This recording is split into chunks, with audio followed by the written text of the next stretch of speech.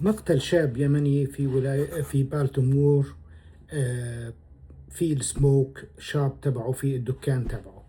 اللي صار قبل يومين انه شخص دخل المحل بكل برودة اعصاب، طلع المسدس واطلق النار على الشاب وارداه قتيل.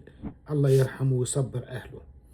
الخطأ اللي يستمر الناس اللي بيشتغلوا بالجاز ستيشن وبالسموك شابس وبالمحلات الصغيرة يعملوه، انه السيفتي عندهم صفر.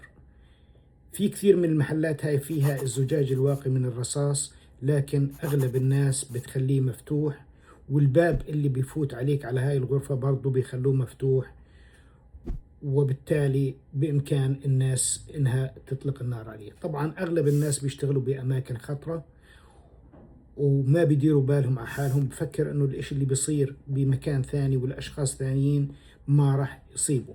والدليل إنه بنفس المدينة هاي بعدها بيوم نفس الشخص اللي قام بالجريمة دخل على محل ثاني وأيضا عمل نفس الشيء، لكن الحمد لله المرة هاي ما أطلق النار، بس أخذ المصاري، ونفس الشيء الباب مفتوح وكله مفتوح. فجميع الإخوان بنعرف إحنا العرب الأغلبية بيشتغلوا بأماكن خطيرة جدا.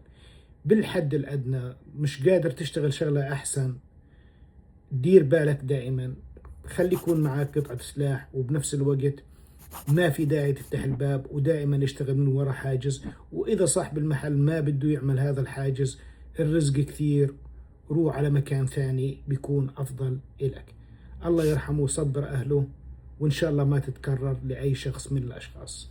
بليز شيرت حتى يوصل، ولايك وكومنت، وتسلم.